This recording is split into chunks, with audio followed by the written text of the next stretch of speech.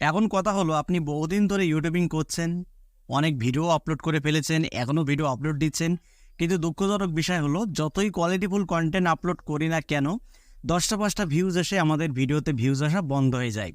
তো আপনি হয়তো মনে করছেন যে ইউটিউবে হয়তো কোনো টিপস অ্যান্ড ট্রিক্স রয়েছে যেটা অ্যাপ্লাই করলে হয়তো ভিডিওতে ভিউজ আসতে পারে।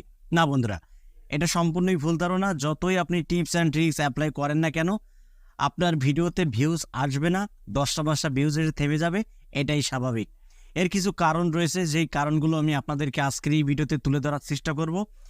এই 3টে বিষয় যদি আপনার চ্যানেলে ঠিক থাকে, আজকে যে 3টে পয়েন্ট আমি আপনাদেরকে বলবো, এই 3টে পয়েন্ট যদি ঠিক রেখে আপনি ইউটিউবে কাজ করতে পারেন, নিয়মিত যদি ভিডিও আপলোড দিতে পারেন, তাহলে বন্ধুরা আমি কথা দিচ্ছি আপনাদের ভিডিওতে ভিউজ আসবেই আসবে, এতে কোনো সন্দেহ নেই।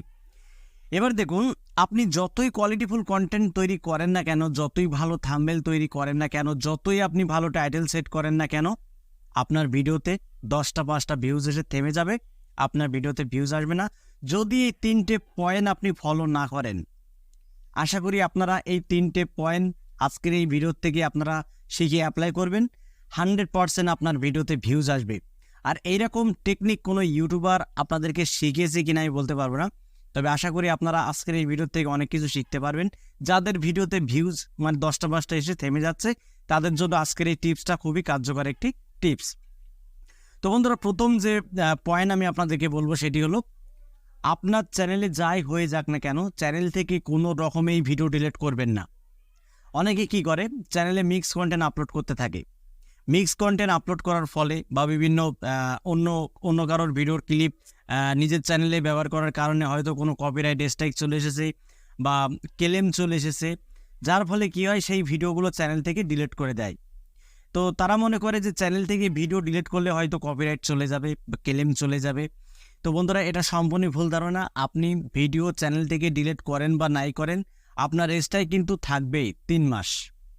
3 মাস পর্যন্ত আপনার চ্যানেলে সেই স্ট্রাইকটা থাকবে, আপনি ভিডিও ডিলিট করেন বা নাই করেন, ঠিক আছে? তো আপনার চ্যানেলে যা হয়ে যাক না কেন, আপনি কোনো মতেই ভিডিও ডিলিট করতে যাবেন না। যদি ডিলিট করেন কি হবে, আপনার চ্যানেল কিন্তু ইউটিউব একেবারেই ডাউন করে দেবে। আর ওই চ্যানেল পুনরায় গ্রো করাতে গেলে আপনার অনেক সময় ব্যয় করতে হবে, অনেক সময় আপনাকে ব্যয় করতে হবে। এর আগে কিন্তু আপনার ওই চ্যানেলটা আনফ্রিজ হবে না। তাই বন্ধুরা, কখনোই চ্যানেল থেকে ভিডিও ডিলিট করতে যাবেন না। আপনারা হয়তো ফলো করেছেন যেসব চ্যানেলে 1 মিলিয়ন সাবস্ক্রাইবার, 1 লাখ সাবস্ক্রাইবার, তো এত সাবস্ক্রাইবার থাকতেও ভিডিও আপলোড দিলে ওই যে 100-200 ভিউজ এসে থেমে যাচ্ছে। কেন যাচ্ছে জানেন? শুধুমাত্র চ্যানেল থেকে ভিডিও ডিলিট করার কারণে। আশা করি আপনারা এই কাজটা করবেন না আপনার চ্যানেল থেকে, তাহলে দেখবেন আপনার চ্যানেলের গ্রোথটা বাড়ছে, ঠিক আছে? তো বন্ধুরা, 2 নম্বর যে পয়েন্ট আমি আপনাদেরকে দেবো সেটি হলো, আপনাকে সুন্দরভাবে আপনার ভিডিওটা এসইও করতে হবে। টাইটেল সুন্দরভাবে লিখতে হবে, ডেসক্রিপশন সুন্দরভাবে লিখতে হবে, ট্যাগও দিতে হবে, যেন দর্শকরা ইউটিউবে সার্চ করে আপনার ভিডিওটা খুঁজে পায়। দেখুন, ইউটিউবে আমি সার্চ করছি কিভাবে ওয়াচ টাইম বাড়াতে হয়, কিভাবে সাবস্ক্রাইবার বাড়াতে হয়। তো আমি যখন ইউটিউবের সার্চ সেকশানে আমি টাইটেল লিখে সার্চ করব, সার্চ করার পরে যদি আপনার ভিডিওটা আমার সামনে না আসে, তাহলে আমি কিভাবে আপনার ভিডিওটা প্লে করব বলুন? এবার এটা লেখার সাথে সাথে কিন্তু বড় বড় যেসব ইউটিউবারদের ভিডিও, সেই সব ভিডিওগুলো আমাদের সামনে চলে আসে। যেসব ভিডিওতে 1 lakh views, 1 million views, 10,000 views, 30,000 views, সেই ভিডিওগুলো কিন্তু আমাদের সামনে আগে শো করে।